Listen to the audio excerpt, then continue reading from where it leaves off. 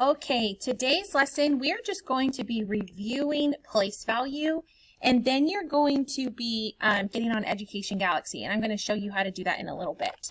But first, we're just going to practice reviewing place value. So I'm going to start off by making a place value chart. Your place value chart starts with your hundred thousands, and to abbreviate that, I just do capital H, TH. Then you have your 10,000s. I just do capital T, TH. Thousands. Don't forget your comma. Hundreds. Tens. Ones. So this is our place value chart in 3rd grade. And then I'm going to add, this is going to help us with expanded notation. I'm going to go over it again. In your ones place, you don't have any zeros after the digit.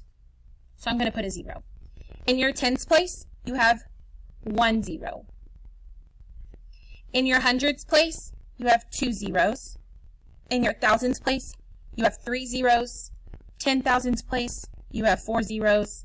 And 100,000s place, you have 5 zeros after your digits. So 100,000, 100,000 looks like that, and there are your 5 zeros. 10,000, 1,000, 100, 10, and 1.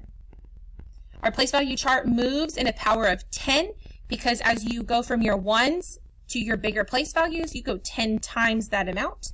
And as you go from your hundreds to your ones place value, your value goes 1/10 or 10 times less.